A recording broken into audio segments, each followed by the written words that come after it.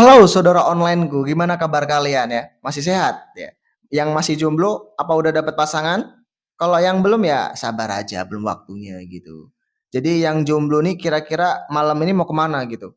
Daripada kalian bingung-bingung pergi kemana nggak jelas, mending kalian nonton alur cerita film di cerita kampung sini. Yang jelas nanti saya akan membawakan alur cerita film yang menarik, seru dan menegangkan gitu.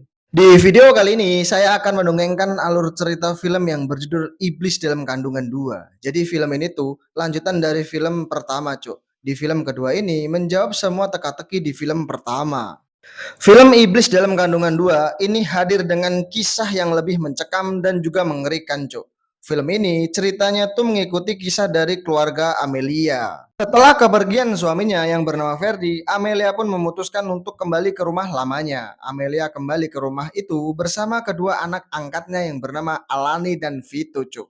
Saat itu, kehidupan baru mereka awalnya berjalan normal dan dipenuhi dengan kebahagiaan. Harapan terutama dengan kehamilan Amelia yang semakin mendekati hari lahirnya anaknya.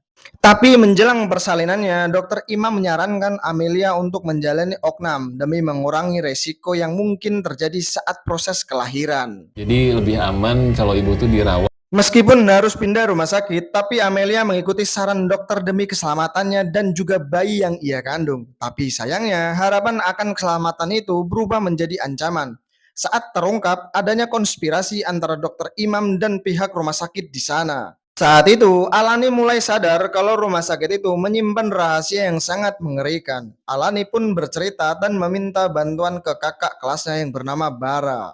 Ternyata ada kaitannya sama sekte yang bikin bokap gue mati, Bar. Alani ngasih tahu ke Bara kalau ternyata rumah sakit itu ada kaitannya dengan sebuah sekte yang bikin ayahnya meninggal dunia. Dan kini, ia pun sedang mengincar bayi yang ada di dalam kandungan ibunya, Cuk.